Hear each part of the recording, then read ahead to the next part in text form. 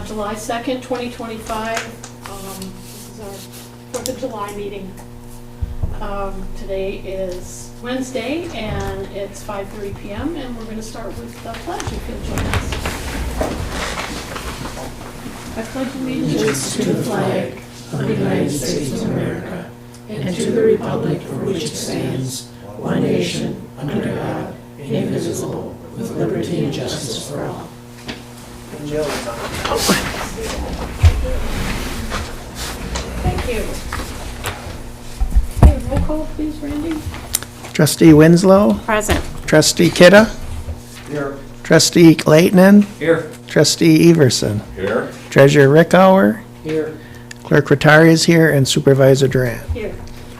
Staff present is our attorney Roger Zappa, and Kim Clark, our accountant, is here.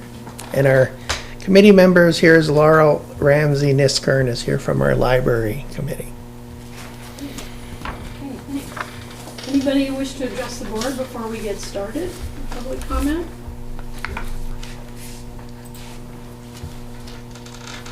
Yes, sir. Come up to the podium, please. Got my hearing aids, sorry. That's okay. Name and address, please. Pardon me? Name and address.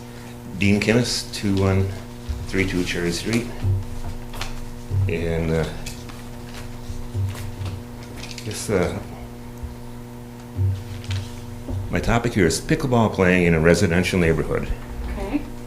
And, lived in my house for about 17 years, quite peaceful. Enjoyed it, paying taxes and so on. Probably, so far since I lived there, probably close to $38,000 I paid in taxes. Didn't know that they were gonna make a pickleball court out of it. Didn't receive any information, no notices. Like, there was a notice about somebody wanted to rent out a house about a block ago. Everybody in the neighborhood got a notice about that, but as far as the pickleball, for a public comment or anything on that, so anyway, I used to get up in the morning, be able to have coffee on my front porch. Cook out on my rear porch, read a book. After the pickleball nets were installed, can't do it anymore. It's unbearable. I can't do it. It's too loud. In my my bedroom, it's really loud. There's I call it the north end of the pickleball court and the south end. South end be by Cherry Street. And also others that I've talked to behind me were Jesse and Amber, right behind my house. Then their neighbor, Lori, and her daughter. And they had enough of the noise. And the guy across the street and his mom, Ashton, they live on Woodridge and Cherry Street. And they had enough. And then there's a gal right across the street from the baseball field. I don't know where the baseball diamond is. Their sister died. And so those girls commented, they were taking their stuff out. They couldn't believe the noise, how loud it is when they're trying to clear out their sister's house. So, sort of what it's like, last Thursday, I got rattled out of bed about 7:45 in the morning, and they started playing pickleball. They were playing on the north end, and that's kind of where my bedroom and my living room are. It's really loud. So I went outside in my shorts and a t-shirt. I knew the guys, nice guys, and asked them if they could play on the other end, so it's not so loud in my bedroom. And he said, no problem. So that day it was nonstop pickleball, 7:45 to 9:30 p.m. 16 people out there playing on the four courts. The noise involved is like high frequency, ear piercing, and banging noise. And I've put up with this just about every day, all day long. There's also, some of the people aren't very courteous. A lot of profanity, missed balls, F-bombs, and so on. When the pickleball first started out, when I had the tennis court, but just using the net, they were just starting and they weren't hard hitters, and it wasn't really all that loud. It wasn't too bad. It was somewhat tolerable. But now they're all good at it, and they can hit real hard. And then with all those four nets, it's unbearable. So when the pickleball players play next to my house, they can leave, go home to the nice quiet of their own house, sit on their back deck, read a book, have water, cook out, and not hearing this loud banging. They get to enjoy their property. I can't.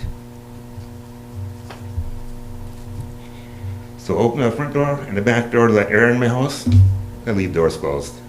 Try to quiet that down. It's too loud.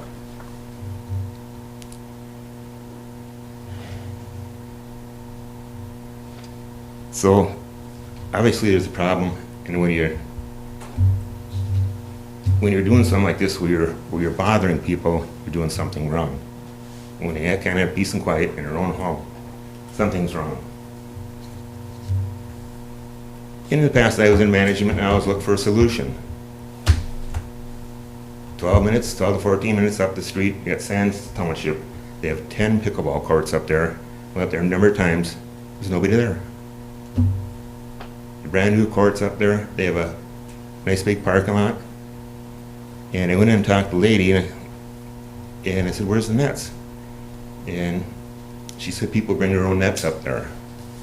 I says, "Well, they have nets at the township office that are portable. You just lift up the little legs, you can push them wherever you want." She go, and her eyes lit up. She said, "Is that all we do?" And she said she was going to look into it. And so maybe they didn't know that was an option. So people have to bring their own nets up there. So another concern is when people pull in to play pickleball, and they come in pretty fast. And so here's the fence nets, and they pull in this way with their big pickup trucks and their little red convertible Porsches and all that other stuff. And then they park on the other side of the street, so it's like a one-lane traffic to go through there. Then you have baseball, more people there, and then you got youngsters going by on the electric bikes pretty fast. So, and I've seen this a number of times when they go to back out, some of the kids go by chatting with each other, just will get hit by the vehicles. So it's a very unsafe place. So out in Sands Township, where there is no road traffic, you have just parking just for that area there. It's safe. No kids are going to get killed. So that would be, I think that would be a good solution. It's just 12 to 14 minutes up there, depending on the traffic. It's a much safer environment for the children in the neighborhood. You have the little kids get done playing baseball. Little ones all excited, maybe they won the game and stuff like that. Run out across the street and run down to their vehicle, get away from their mom. It's potential death. I think that's probably, well, I got here my notes, but once again,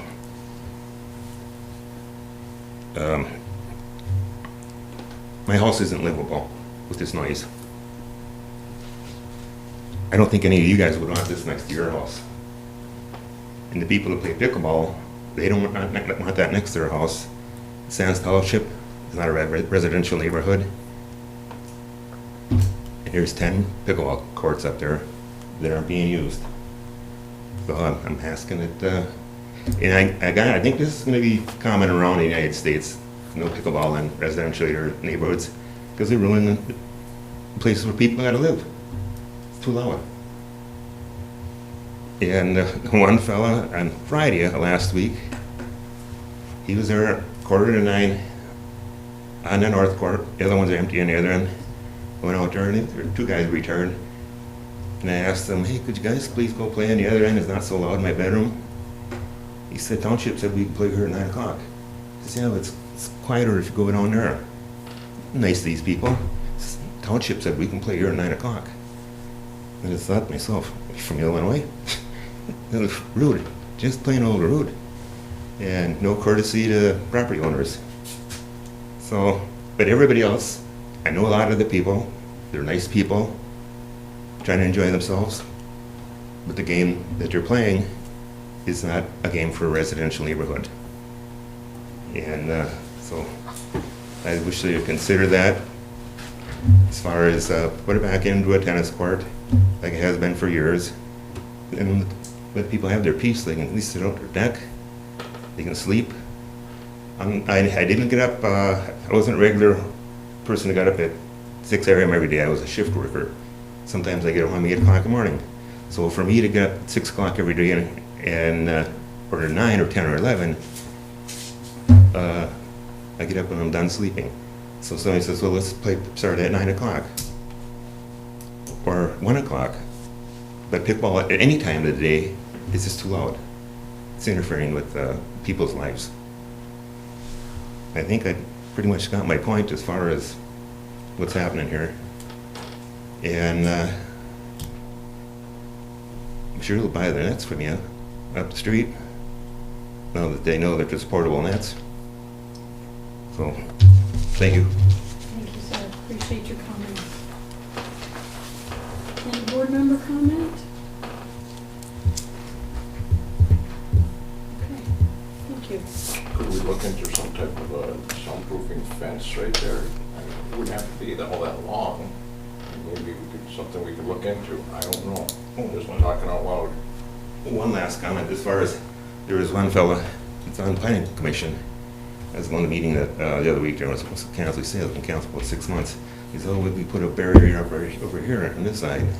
Then you have to put a barrier up over on that side, and a barrier on this side. And so the other person over there, they got it all blocked in. Well, I think the only one probably would get mad would be the big guy up from above. He'd be getting all the noise then. You're But right next to the pickleball court, right? Yep, right next to it, It's yeah. 10 feet between you and the court. Yeah, yeah, and so as far as somebody throw a blanket over my head, as far as me to get up in the morning and look out the window and I gotta look at a wall, I think that's where I'm thinking to solve it would just be Sands Township, adequate parking, and 10 courts. But as far as trying to, and like I say, I've been there for many years, 17 years or so, before there was pickleball, before pickleball probably was invented. I didn't live in there. So I don't think that should be a problem. You know, it shouldn't be for creating problems, this little game, for the homeowners. So I sure wouldn't like to see somebody putting walls up around me so I can't see it out, you know, watch kids play baseball and whatnot. Maybe that's kind of look out the window, sit on your back porch, be able to see something. You don't want to look at a wall. So that's kind of one comment I forgot to say. And so I really wouldn't like to have barriers around my neighborhood, and I don't think my neighbors would either. And thank you.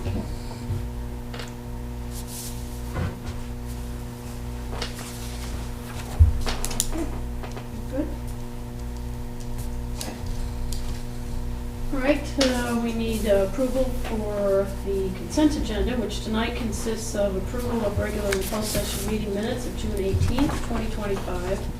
We have bills payable in the amount of $122,662.49. And no other committee reports. We got a nice letter from the State of Michigan Eagle addressed to Manager Kangas. It really kind of includes Lenny's staff too from Public Works. So I put that in so you could see it. The Recreation Authority, 6/25/25 agenda and minutes. And as I mentioned at the last meeting, the Semco fraud alert, I wanted to make sure that anybody who kind of was aware of it got a chance to see it in the packet too. And we were told that the tipping fees were going up from the Solid Waste Authority July 1st, so they did, and I put that new list in there for you. And the Peter White Public Library draft minutes of June 17th of 2025. I move that we accept the consent agenda as presented. Second. All in favor? Aye. Opposed? Thank you. We just need approval of the rest of the agenda. So moved. Support. All in favor? Aye. Opposed? Thank you. Okay, no privileged comment tonight for community linkage. Just a couple things to share with you. The materials management meeting for the 6-county consortium was last Thursday in Escanaba. We did not have a quorum, so 12 of us drove home without having a meeting. I did ask Brian afterward, who's handling it from the QPAD side, if we could say something to, the 12 people that didn't show up and didn't tell him that they weren't coming. Because he always sends out a note ahead of time and says, we need to know if we're gonna have a quorum, because a lot of people are traveling. And so he did write a nice explanation saying, please let us know. And I was actually told there that one person said that they had no intention of going to any of the meetings in Escanaba. So I don't know why they were appointed, but, so we didn't have a meeting, but hopefully we will have one next month. So we're not getting anything done. We have these state deadlines we have to meet, and we're not getting them. So I just wanted to let you know about that. Antonio came in last week from the county land bank. We talked housing, so that was pretty interesting. Updated us, or me, on what they're working on. We'll talk about some of that later too. Lenny popped into my office today and wanted to talk about Lions Field. The bathrooms are open right at the field during regular business hours so that we can staff the area. We do have a portable bathroom there that's ADA compliant, and the pavilion has bathrooms that are a little more industrial, so he's just worried about the problems we had last year or 2 years ago with destruction, and toilets pulled off the wall, and sinks pulled off the wall, and just such a mess. So anyway, the pavilion's open after hours and weekends, so people can go there, and then there is a porta potty there for anybody else who's using the field. And I asked him to talk about it at our next meeting too for his update. County meeting, I did not get to it, but the sheriff is looking for 24/7 funding. They kind of have like two shifts now till like 2 in the morning, and then the state kind of kicks in. So the sheriff made a presentation to the board asking for help with funding to try to do that. One of the grant requirements is that however long it's, I don't know what the amount of money is, it was $120,000, I think. Once that runs out, the commitment is that you keep it going. So the grant people don't want to have you just hire somebody for, a year or two and then fire them. So that's why he came to the county to ask to help somehow for funding. And then the county will interview 3 candidates for the administrator's position on July 15th at 1:30. That's the day of their next meeting. Their meetings are at 6, this will be at 1:30. Anything else anybody wants to share from the community? So, do we have cameras at Lions Field in the We do have bathrooms? some, yep. And- We have to be careful in the bathroom area where to put them, but Correct. they're looking at putting some more in. So our people that we pay from the county, the sheriff's department, I'm assuming they make rounds there pretty frequently. You can make more. Well, I don't know if, has there been any vandalism, or is he just worried?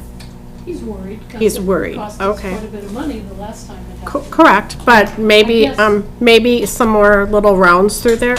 It's a well-used place. Yep, he happened to see e-bikes on the ball field today. that we I'm spent sure there will tons be. of time and money cultivating. Mhm. And some of the kids were trying to get up on the roof of something, one of the buildings, so. Yeah, and I said, well, how old are these kids? Are they high school or grade school? And he 12. said, 14, yeah. They're 12, That yeah. middle area. Okay, all of us sitting here, what did we do when we were 12? Don't answer that, could be dangerous. Yeah. Anyway, Don't so incriminate the- someone's offering to go there more often, so let's let Lenny know that. Yeah, and John. Yeah, Sounds good to me. thank you.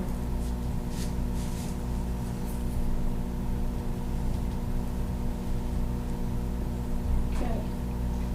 No. Good. Anything else? Alrighty. First item up is the fire department request for KBIC 2% funding. I see our chief here tonight. Ready for thought.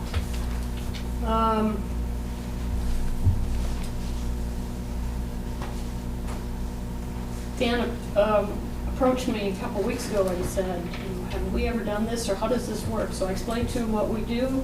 The township is a pass-through for requests that anybody wants to make of the Keweenaw Bay Indian community. And they bring it before their board and, decide yea or nay, or how much, or whatever. So one of the agreements with the state is that they contribute 2% of their funding to local organizations. And the fire department, I think he said they haven't requested anything either in a long time or at all, ever. They had once before. Once, yeah. I think that might have been even before this time. I think it was wrong. Well, I think you should have been there. Anyway, so they are asking for 2% fund for tablets and to upgrade the computers in the fire trucks. So here's his letter.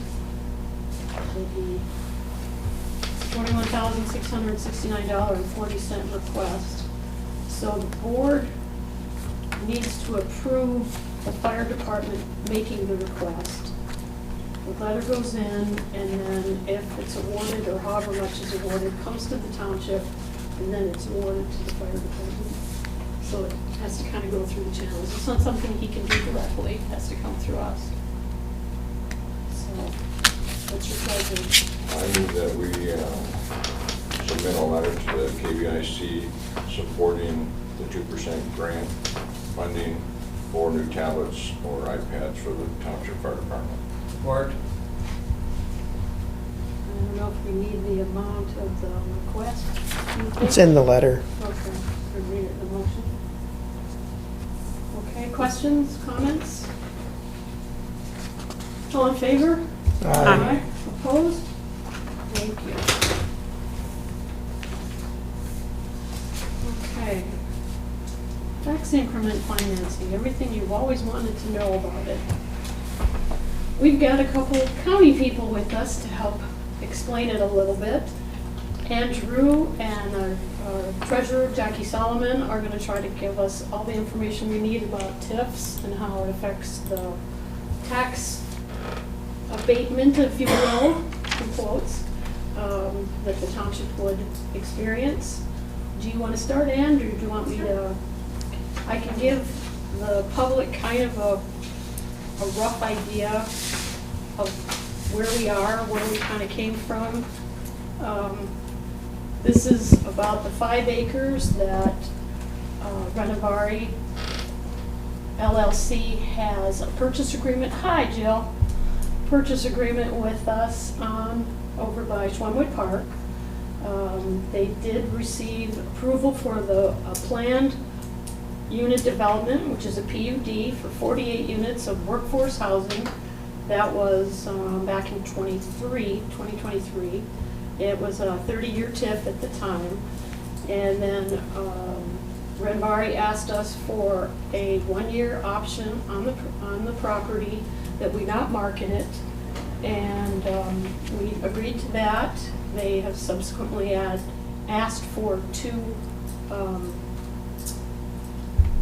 renewals, and that expired in April of this year was the second one. And shortly after that, we were presented with a purchase agreement. Actually, it was right before that. And the TIF, I think at that point, went down to 24 years. They had made some adjustments. And then we had set September 1st closing date for the purchase of the property. We had not seen any of the TIF paperwork yet, so the initial things that we agreed on were just the purchase agreement. Then last month, the proposal changed again a little bit. We had 13 of the 48 were going to be MISTA qualified workforce housing, and then we found that then the TIF paperwork came last week. I sent that out to you. I also had some questions, so I sent those to you. Now we're being presented with a 10-year TIF, and that is reflected with the 13 units that are the 60% and below the average median or area median income, AMI. And the county board will be looking at this on July 15th, actually right after that last meeting I was telling you about. So I don't know what I left out. That's just kind of my notes. And you can expound. Sure. So thank you for that. And as Lynn said, I'm here representing the County Brownfield Authority. And actually have two of my board members here, both Jackie Solomon, who's our county treasurer, as Lynn said, and then also Chris Germain with the LSCP. They both sit on the Brownfield Authority board. So yeah, I've been here before. We've talked about this plan before, but this is the first time that you've seen the full plan. Hopefully you had time to look at that. But I did attempt to provide you with some summary information because I know it's kind of a lengthy document. So the Brownfield Authority has reviewed the plan, just to kind of let you know what the process is and go over that. They have recommended that plan be approved. So the next step in that process is to bring it to you, the local unit of government, for you to also approve it. You can do that either by just acting on it, somebody makes a motion and you vote on that, or you can adopt a resolution, which we did get to kind of late. That's up to you how you want to do that. The statute doesn't require a resolution, but a lot of local units of government like to do it in resolution format. So that's up to you. The next step, as Lynn indicated, is to take that board to the County Board of Commissioners for approval. We are a county brownfield authority, so it's a two-step process with the local unit of government and the county board. So Lynn kind of went over the project. It is still a 48-unit development that's planned. And I would say that through a process of getting feedback from you all and kind of negotiating what you were comfortable with and recognizing that a 24 to 30-year plan was not something that this board was interested in approving, that has been reduced to a 10-year plan.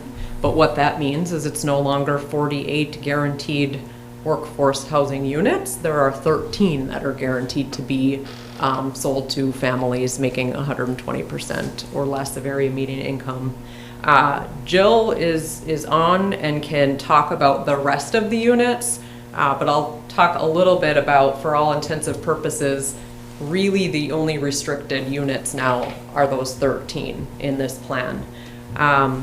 So 13.8 million anticipated private investment. I'll go through some of these just big items just for the public benefit. The estimated developer eligible costs that would be reimbursed through this plan are roughly 1.4 million. The estimated township taxes captured by this plan, just under $580,000. Important to note that there are around $785,000 in other taxes that are also captured, right? So it's not just the township taxes that are captured, it's the county, ISD, and others that are captured as well. The township, and just one little nuance to point out, your Act 33 fire millage is not allowed to be captured through brownfield plans, so you will continue to capture that on this development throughout that period of time. The township tax is expected to be collected at the end of this plan, so at the end of the 10 years is roughly $74,000 a year. So you're essentially delaying that benefit in order to incentivize this project. Again, 10-year plan. The one step that still needs to happen, and I did want to get some feedback from you on this, there is a development reimbursement agreement that the Brownfield Authority will have with the developer. And we're working through that now. I just got a draft around 1 o'clock today from our Brownfield consultant. It will be an attachment to this Brownfield plan. However, the normal process is for that to happen later. After the county board, assuming this gets approved by both the township and the county board, Renovare will be preparing what's called an Act 381 work plan, which is submitted to MISTA. MISTA will consider that plan as the component of any state or school taxes that are captured through this plan. That's a process in and of itself that could take a few months. Jill may have more on that, but That development reimbursement agreement may need to be tweaked depending on that feedback that comes back from MISTA. So according to our brownfield consultant, it's very normal to have that worked on kind of throughout the process. And at the very end, it will be included and attached to the brownfield plan if it gets approved. So that development reimbursement agreement, again, is between the brownfield authority and the developer. But we want to make sure that it reflects what the community wants, right? And so one of the things we've talked about in the past is what is that attainability period on those 13 units? Right now, we have it at 5 years. That is largely driven by the fact that that's what MISTA requires for some of the funding that Renovare is receiving for this project. Looking to get feedback on that. Our brownfield authority is comfortable with the 5 years. It mirrors MISTA's requirements, but wanted to get feedback from the township on whether you're comfortable with that 5 years. What that means is that if a family qualifies, buys a house, and they sell it 2 or 3 years, maybe they have to relocate out of the area and they have to sell their house. That next family, if it's within that 5-year period, also needs to qualify at that 120%. But if that 5 years goes by and somebody sells it in year 7, those income requirements no longer apply. So that's what I mean by that 5-year attainability period. We'd be guaranteed that they would be sold to a 120% AMI family for those 5 years. The other thing that I brought up with the authority that I would like to see in place, 2 other things. The max sales price I thought was important. So right now, the max sales price that's included in the plan for these 13 units is $240,000. I think it's important that that max sales price be established for those 13 units. The developer is aware of this, and so that is expected to be included in the plan as well. And then also we talked about an asset test.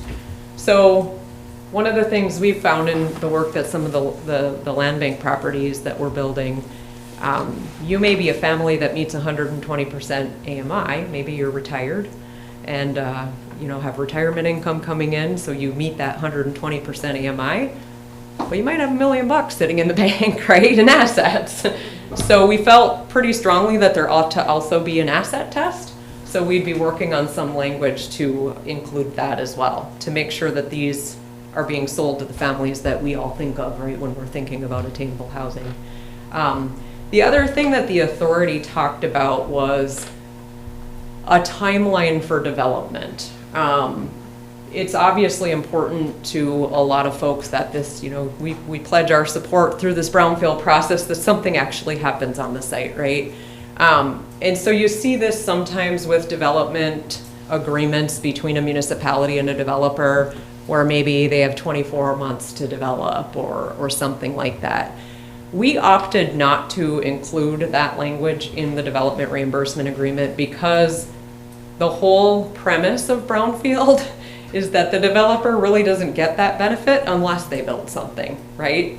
And so the very essence of brownfield tax increment financing is that there really is only a township county taxing jurisdiction investment if the developer builds. They don't get any TIF reimbursement if they don't build anything on the site. So it's kind of inherent in the plan that they only get the benefit if they develop the site. So we didn't put anything like that and weren't planning to put anything like that in the development agreement, but did talk about it a little bit. So those were some of the just nuances that I wanted to just make sure to get feedback here locally on what you thought about what we're thinking. Jill can certainly chime in as well. But again, yes. I'm happy to cover anything in the 30-some page document that you'd like me to, but wasn't planning to go through it page by page unless you ask me to, then we can. The tables at the end are very, well, for people small. Like me who like spreadsheets, that's the best part of the plan. That is what tells you who's getting paid what when and what the taxes look like. But that is really the bulk of the plan is those tables at the end. Jill, did you want to add anything now? Or wait till we have I do. It got really quiet all of a sudden. Can you hear me? Yep. Yeah. Okay, great. No, we have discussed everything that Ann mentioned with the BRA. We're on board with any limitations that she's discussed, but there was one thing that I did want to clarify because, Lynn, when you were describing the project, you said there were 13 MISTA units at 60% AMI and below. That is not correct. There are 3 of those 13 that have to be set aside for 60. Good, thank The you. rest of those 13 are 120 and below. So 3 at. So I just want to make sure that everybody understands the income targeting. Because even the county information coming through on their ad and everything said 13 were, originally it was 3 at 60. And then it jumped to 10 at 120. And then the ad today, or yesterday, said all 13 were 120. Well, and So so, I- correct me if I'm that was wrong, one of but my from the questions. TIF perspective, the requirement is 120% or lower. Correct. But from the Correct. other funding they're getting from MISTA through the My Neighborhood program, they actually have what I would consider a stricter requirement on income, where 3 of those units will have to be 60%, so, Correct. yeah. Thanks Correct. for that. Okay, so is it 3 of the 13 or are there 16 altogether? There are 3 at 60% AMI or below, and another 10 Okay, at 120 or below. gotcha. And then the remaining units are not restricted by MISTA or the Housing TIF program. Okay, perfect. That was one of my questions, because I had. No, thank you for clarifying that, it's a good When I point. saw it, I thought, oh, wait a minute, no. Okay, that's good. Was that all you had to add right now, Jill? Yes, I think everything that Ann said is absolutely what we've discussed with the BRA, and we're ready to, I have a draft of the 381 work plan that Ann mentioned, but did not want to send it over to the BRA until we got through tonight, just to make sure that all the terms remained consistent. But that is absolutely our next step, is to get that 381 work plan in and through the BRA and up to MISTA, so that we can start those discussions as quickly as possible. Well, that was one of the things that you said, Ann, about the requirements and how that might take a while. So does the state know, or do they care that the closing date is supposed to be the 1st of September?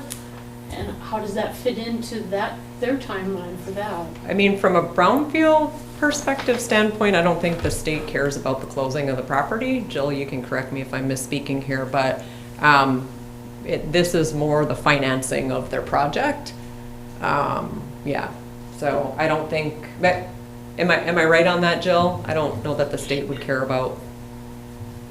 No, they don't, but I will say that because this amount is low, we should be going through an administrative approval process, which I understand to not include board approval. It will be staff approval, as far as I understand. So that should lend toward a shorter time frame, but they do not adhere by our timeline at all.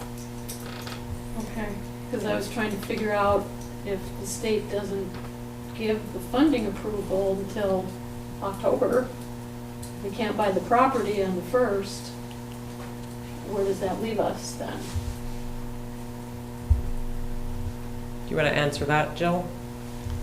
I mean, I think, Lynn, we're doing the best we can. We are going to get this in and start discussions. Hopefully, we will get some back and forth and understand if MISTA has any issues with this and what they are, and to be able to report that back. My hope is that we will be very far along by that point. I don't know that we'll be all the way through, but it is a state agency, and don't have much control over their timelines except to request their expeditious review. Okay. I was just reading through those questions to see if they've been answered.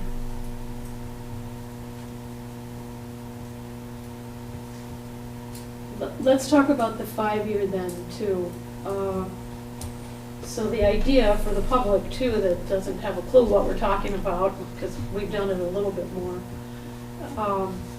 Using your example, you have a couple a family who has to move after 3 years, but their commitment is for 5 in order to buy the property at this, guaranteed low rate.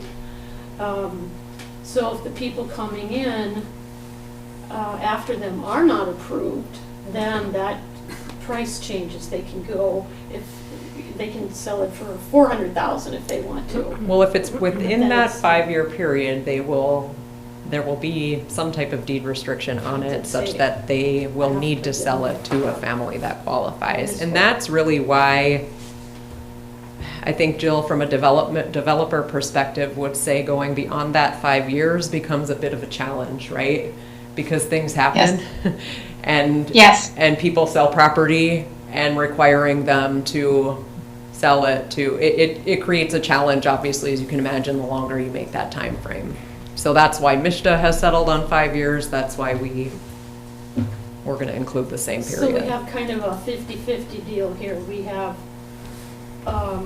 the benefit of selling it early and being able to have a higher sales price so that the TIF is paid off sooner. But we have a project that was supposed to be 48 units of workforce housing that's now 13. So the intent of the project changed dramatically. But the benefit of it is, again, is that it would be paid off sooner.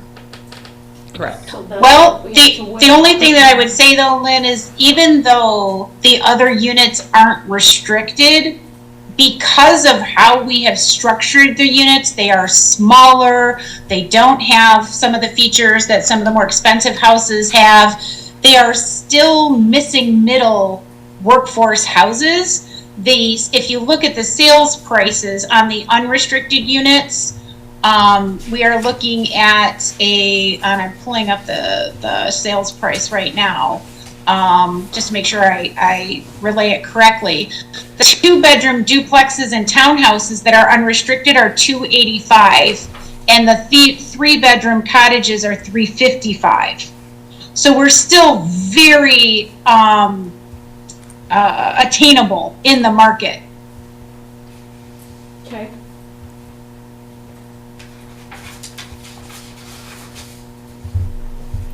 So one of my questions for you, Ann, was when do you get your money? So you pointed out in your response that it's in the back and that.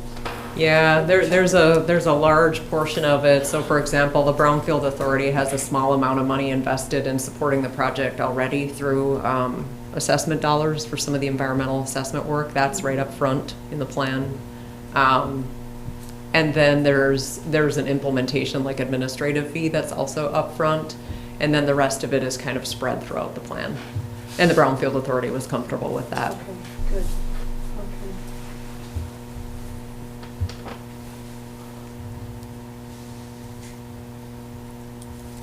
I think the only other thing I guess I would point out to, just a general statement, now that I'm in a UP-wide role and working on these kinds of projects throughout the UP, I don't know that there are many attainably priced housing projects or projects that have even a component of attainably priced units that aren't exploring these kinds of tools because the numbers just don't pencil out without them. So we're doing a lot of education. You are light years ahead of a lot of township boards and city commissions because we've been here a couple of times talking about this.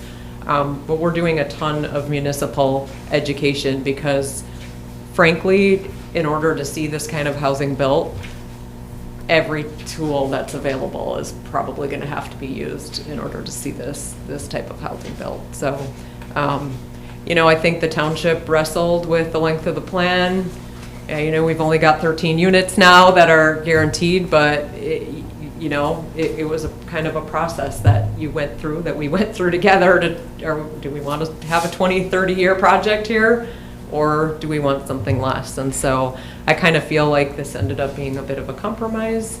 Hopefully that that everyone can be happy with. Well, and I know, because like you said, trying to find homes to purchase in this price point, it's just ridiculous. And if the TIF is the tool in the toolbox that can have it happen, that's great. But the compromise has to be there too, it seems. Yeah, and the prices are hard for a lot of us. You know, many of you who are in my generation, my kid just bought a house. They're waiting for it to close, and the prices are really hard for those of us who purchased homes 20 years ago. Hearing these price tags, I mean, there's a lot of eye rolling in the community going on about, really, that's attainable? Look at Zillow, look at the MLS. It's really pretty crazy right now what houses are selling for, and I think that's hard for the public to come to grips with, but unfortunately, that's where we're at.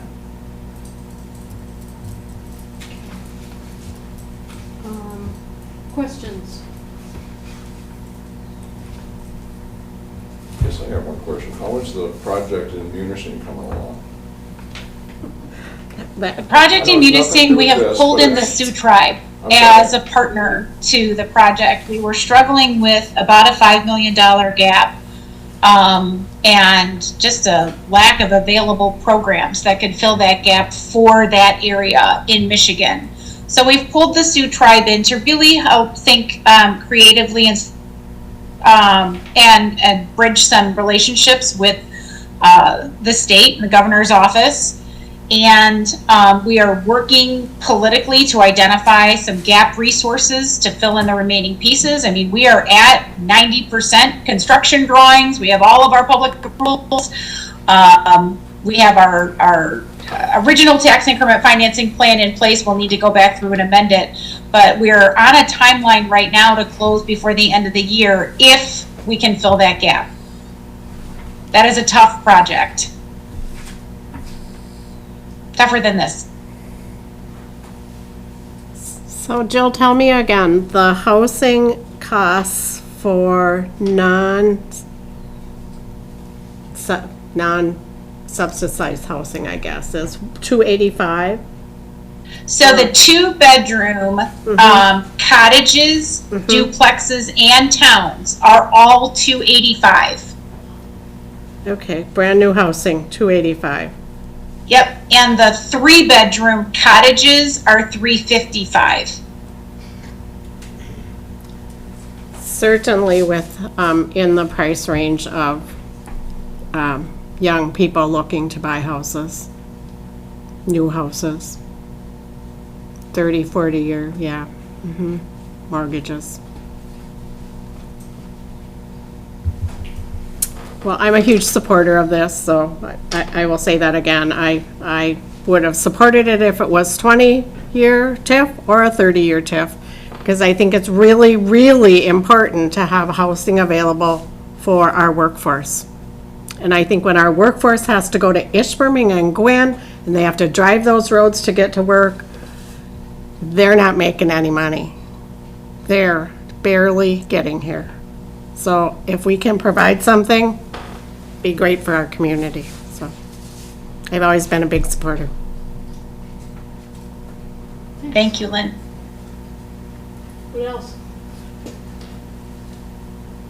I'm thinking, Andrew, I can see the wheels I turning. am thinking, well, I'm looking at like the Alice population, and this is not Alice households. But, We saw your report last time, and you said Powell Township was the worst, I think, as far as income at 70%. Yeah, We just were over around 38 or 39% of our population struggling yeah, to make yeah, ends so we're meet. looking at, the 13 units that are, I guess, restricted. Yeah, 38% of the population of our residents can't get in there. And it would be, Even at it would 60%, be the 60%, that's yeah. 3 houses then. yeah, that'd be housing for those families. But Andrew, will the people who move into this housing open up housing for that population? The other thing is, we have senior housing for some people. We also have low-income housing in North Marquette. Some of those people qualify for that housing. Is that not correct? Right. Right. So, and I know we have something right down the street here, that way, to the south. And those are income-based housing units for seniors. And seniors are what, over 50 now? So so some of these people will move out of apartments into the housing that becomes available, opening that up. But it's expensive in Marquette, and Carl's gonna tell you it's expensive to build. And the building that's going on here, the apartments they're building down by the ski hill are what, $2,000 a month? Is that what I'm hearing out there? I mean, that's not affordable for any of the people in the Alice project, Right. right? Yeah, but your Ellis people are, that's not seniors. These are people that you're talking about that are, might have kids and are trying to get to work there. Yeah. It's seniors too. Yeah, it It's includes seniors, But I yeah. mean, It's not a just population. senior Working population. families. Right, it's working, Yeah. it's our whole gamut. Yeah. So it's It's seniors. working families, Mhm. for the most part. But we're not in a position today as a township to develop housing for that group. That's not our job. That's right, that's what you said, it's not our job, Okay. yeah. And I don't see any developer doing that and losing money. Today, maybe tomorrow. Were you finished or did you? have Yeah. some more? Okay. Randy? I'll move to accept the tax increment financing from the, as recommended by the Marquette County Brownfield Authority. I'll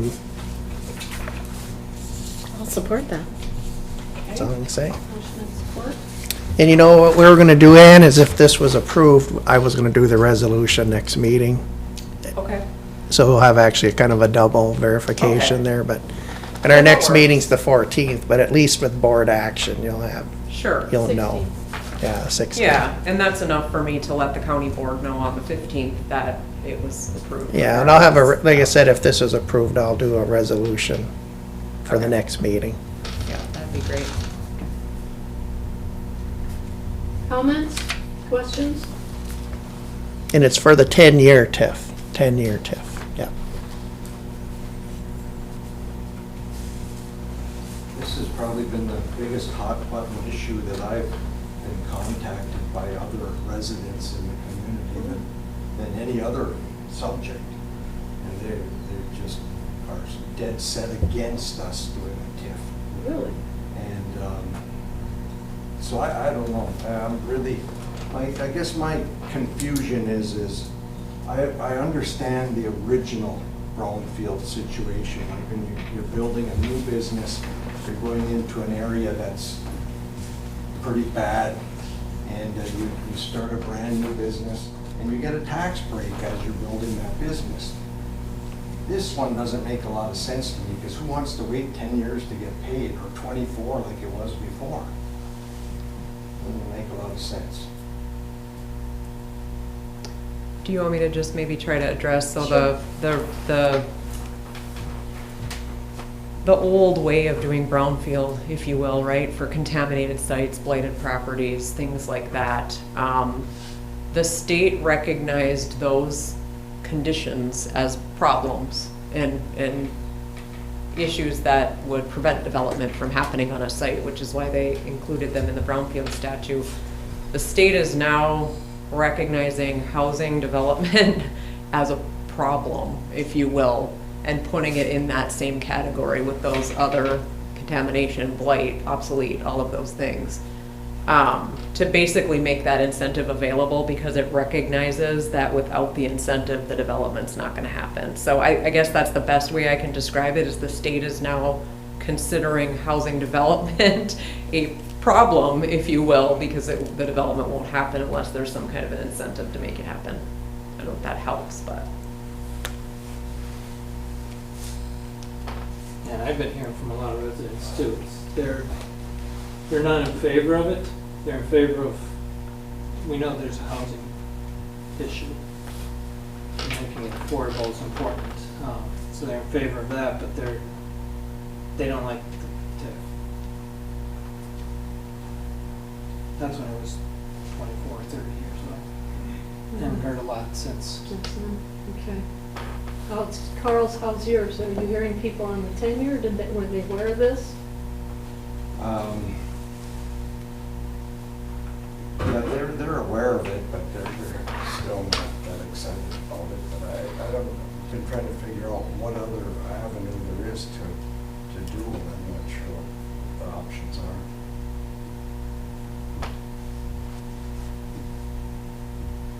Well, this is the state's solution, I guess, if you will,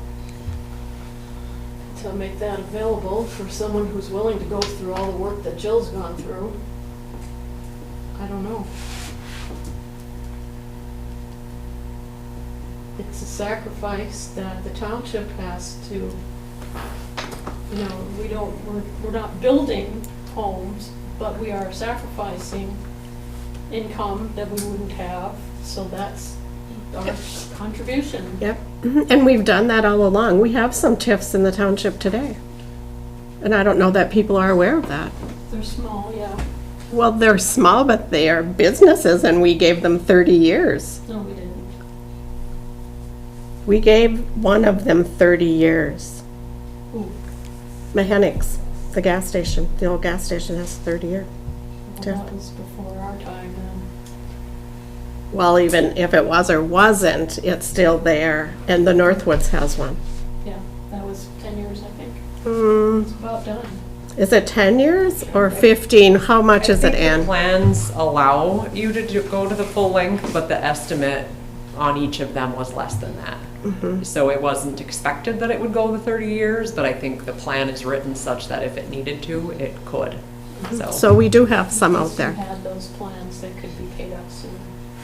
Yeah, and they both won't go the 30 years. They're both, you know, tracking to be pretty close to what they originally were. I think the Northwoods one is maybe done in another year or two.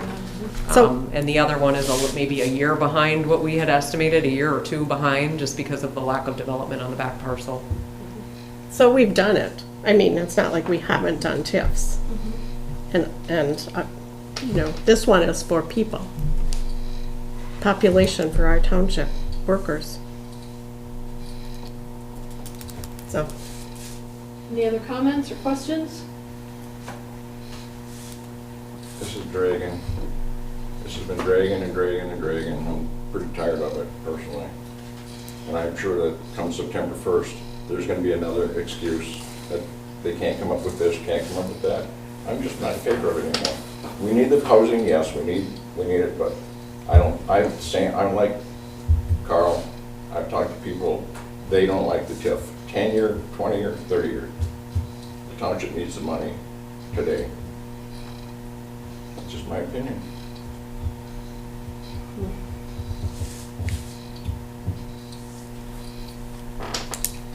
Call a question. Okay. Roll call. Okay, Clerk Rattari is yes. Trustee Winslow? yes. Trustee Kidda? No. Trustee Leighton? No. Trustee Everson? No. Treasurer Rickower? No. And Supervisor Durant. No. Motion fails 5-2.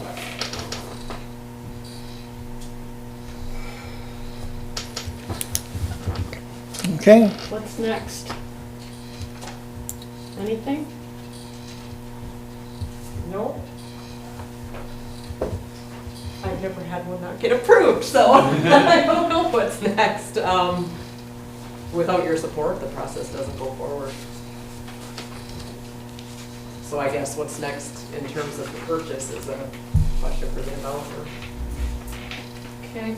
Yeah, this is, you know, when we were contacted to come to Marquette Township to create housing like this, the first thing we asked for was a brownfield plan. and we were met with support. Yes, it has taken some time. I mean, I don't think you're seeing a lot of attainable housing projects up in the UP. You don't have access to the tools that the other areas of the state do, like philanthropic support or local housing funds that are getting, put together, like Housing North is putting together in the Grand Traverse County area. You just don't have those tools. Your toolbox is limited. This is your tool to decide which projects you want to incentivize. This isn't something you should give every housing project. It should only be the housing projects that are meeting the goals and objectives that you have set forth in your master plan or your housing studies or whatever other documents you've created that set the priorities of the community. That's why we were called to Marquette Township. We are already facing an issue with financing because of the shortening of the plan. We had a letter of intent from a bank to finance the TIF at 16 years. That is out the window with a 10-year plan. It has to be privately financed at a 6% rate. I don't know if any of you are in finance, but nobody's getting a 6% rate right now. Everyone's at 7, 8, or 9. So we are working very hard to try to make this 10-year plan work. With no brownfield plan, the project does go away.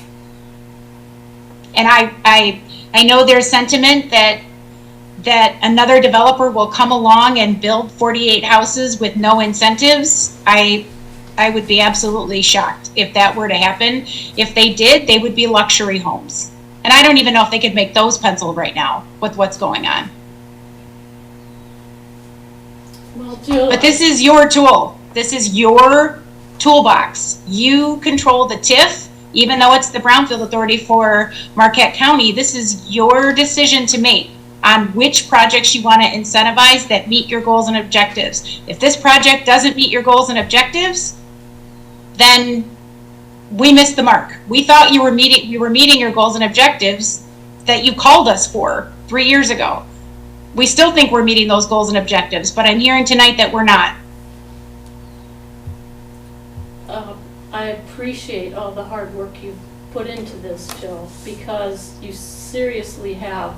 And I'm sure there's a bunch of stuff that you've done, I know there is, that nobody knows what you've had to do to try to put this funding staff together. Just a little bit of a clarification. You were contacted by the Planning Commission, not this board. So I just want to make sure the public doesn't think that we asked you to come in and then we said no. One of the planning commissioners suggested to the commission that the planner contact you. So that got the ball rolling. Right. But comments, anybody?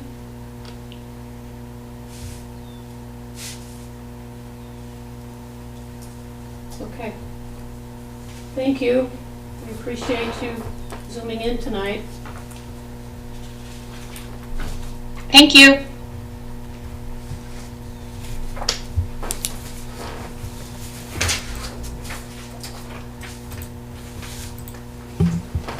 Okay.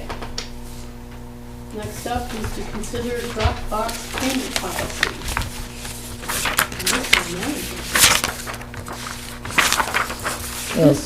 Basically, I can cover it. The reason we didn't approve it last time, or we took it out, is because it would have caused a problem with the Dropbox for the ballots.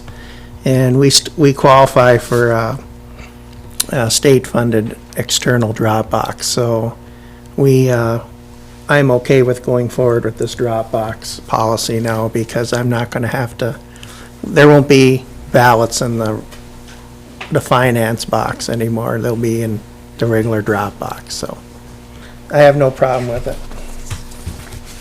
Yeah, I just had one question.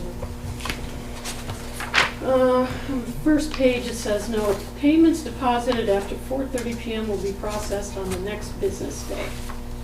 Correct. So is somebody going to go out there at 4:29 and check the box? And Yes. Yes, you are? Excellent. And then it would be processed that day. Okay, Where she got on for surgery. okay. Thank you. If it's in before close of business, it's on that day, yeah. Perfect, okay. Just want to make sure our bases I are would covered. make the motion to approve the new drop box payment policy as presented. Support. Okay, any questions? All in favor? Aye. Opposed? Thank you. Consider 9.7 reimbursable schedule policy updates.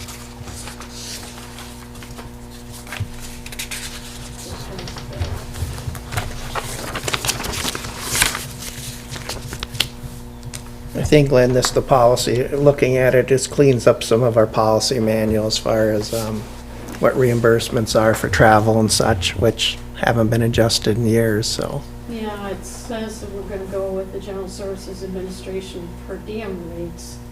So I guess when somebody travels, we need to inform them what they are Correct, prior to that. correct. Yeah. Good idea. Does that fall to you, Kim, to notify them? Well, Michelle or Kim would do it, yeah. Either one? Okay. It's just online, so we can print it off. It's kind of based on your location as to where you're going. So Right. it's different. Okay, so we don't have anybody saying, well, I wasn't told, or, okay, Are slips required? Mm-hmm, says that. Receipts, yeah. yep, Detail. yep, real receipts. I move to accept the reimbursement schedule policy update. Support. Motion and support. Any more questions? All in favor? Aye. Opposed? Thank you.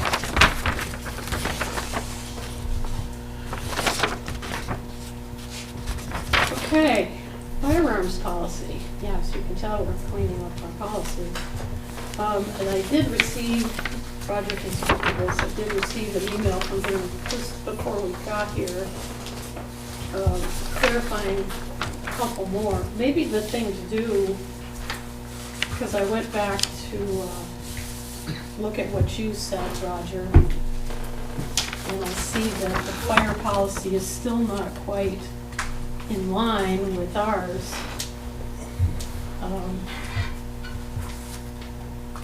So your first recommendation is to add the word while. So may not be carried or stored while on duty. And not be open carried while on duty. So those are the two things we can add to the township policy. And then I'm not sure about the, let's see if it's in here.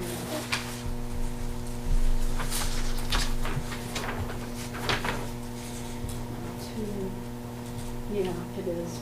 Okay, this is what I was talking about when I called you, Roger. 622.2, at the last sentence, it says, the corrected version says, employees who hold a valid Michigan concealed pistol license and have completed proficiency training within the past 6 months may carry concealed while on duty. So that isn't necessarily the case. There's training that needs to be done prior to receiving the license. And when you renew the license, one of the questions on the application says, have you, and I'm paraphrasing, I have no idea what it is, and maybe the deputy knows, have you participated in training or shooting or something in the last 6 months? So this makes it look like, to me, that there's another 6-month proficiency standard that has to be gone through. More training. And that isn't the case that I know of. So I don't know if that should be struck or changed. And then- I didn't don't draft this policy, I Yeah. just saw it, No, I didn't either. and that was in your old policy that's been around for years. And the intent was never to align the fire department policy with the township policy. So I was just gonna ask you, yeah. There was, so it's an intentional difference.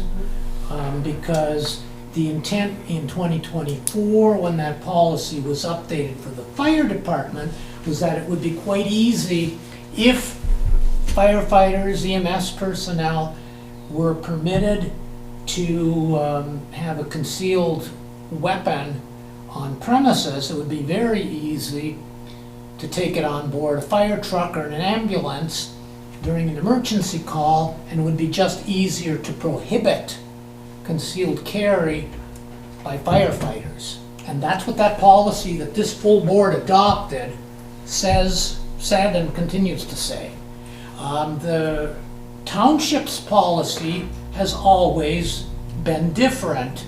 There was a long discussion last year about whether to be consistent for the fire department or whether to change or adopt a fire department policy that made sense for the fire department.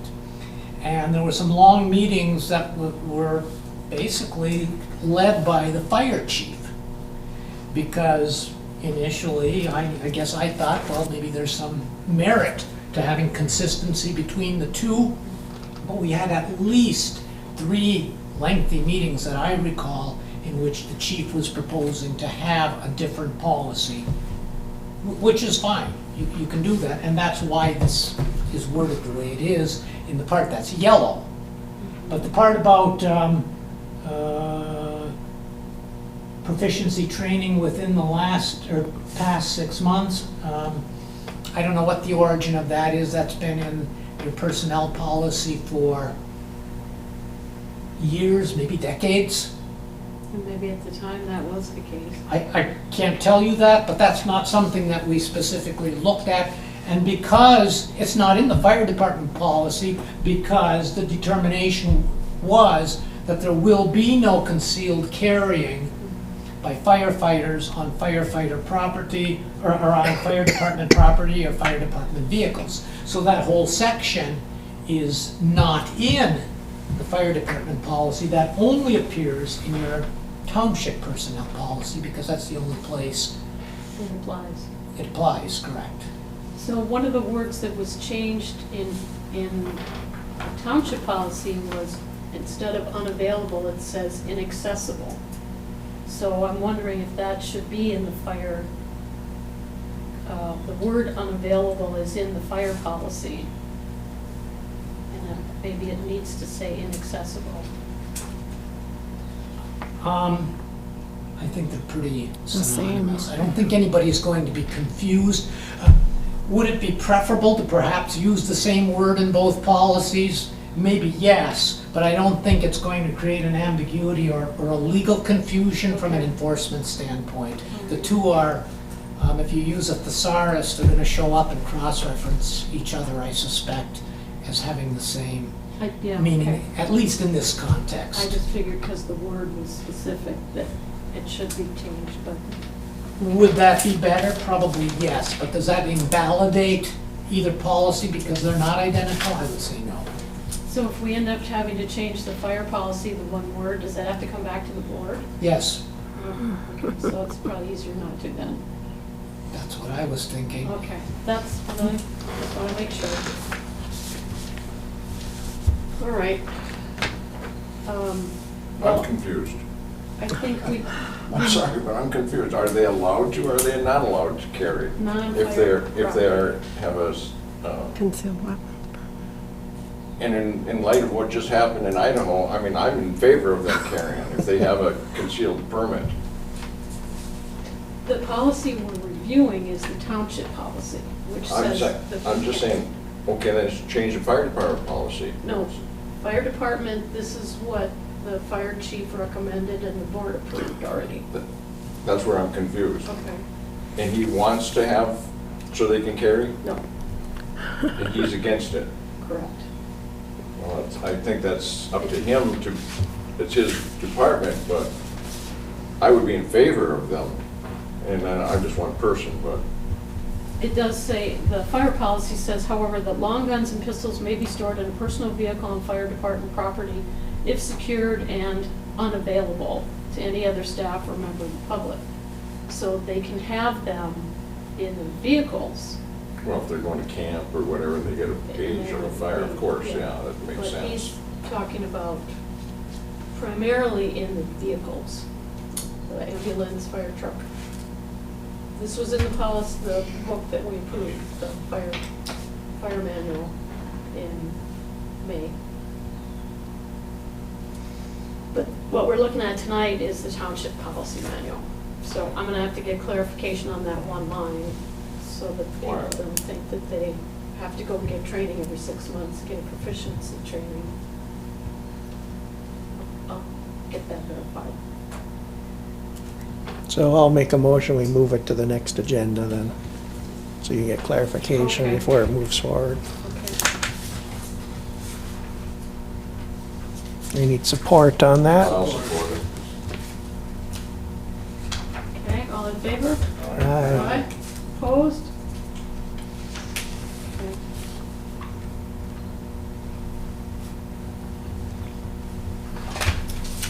That'll be on the next one. Okay, any public comment?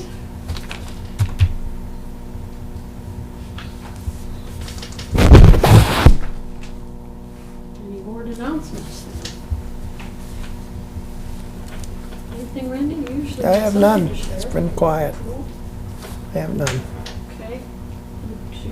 We don't have a manager's report. I'll review the motions then. Okay. First motion was to approve the consent agenda as presented, and that was approved. The second motion was to approve the regular agenda. That was approved. The third motion was to, for the fire department request for the KBIC 2% funding. That was approved. The fourth motion was to approve the tax increment financing presentation by Renovari, and that failed 5-2. The fifth motion was to consider the Dropbox policy. That was approved. Sixth motion was to approve the reimbursable schedule update, and that was approved. And the seventh motion was to move the agenda item to the next agenda, and that was approved.